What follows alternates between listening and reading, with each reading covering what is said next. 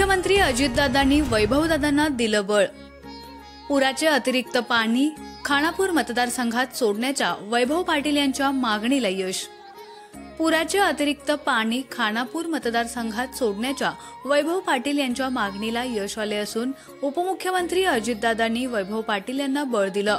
जिल्हाध्यक्ष वैभव पाटील यांच्या मागणीनुसार पुराचे अतिरिक्त पाणी खानापूर तालुक्यातील परिसरात टेंभू योजनेच्या माध्यमातून माहुली पंप हाऊसमध्ये दाखल झालं आहे।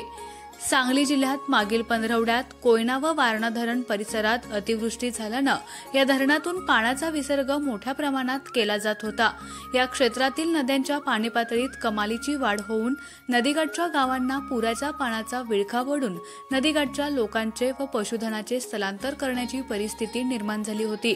त्यासाठी शासकीय यंत्रणेने आराखडा तयार केला होता, परंतु प्रशासनावर पडणारा बोजा व परिसरातील लोकांचे होणारे हाल लक्षात घेऊन राष्ट्रवादीचे ग्रामीण जिल्हाध्यक्ष वैभव पाटील यांनी 4 दिवसांपूर्वीच पुराचे अतिरिक्त पाणी खानापूर, आटपाडी, जत तालुक्यातील दुष्काळी परिसरात टेंभूच्या माध्यमातून सोडावे अशी आग्रही मागणी मुंबईत थेट भेटून राज्याचे उपमुख्यमंत्री अजितदादा पवार यांच्याकडे केली होती।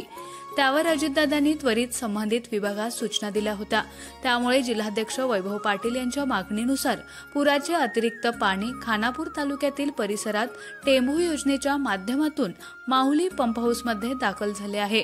येत्या 2 दिवसात पुढे खानापूर, आटपाडी व सांगोला या दुष्काळी तालुक्यातील परिसरात पाणी सर्व ठिकाणी पोहोचणार आहे।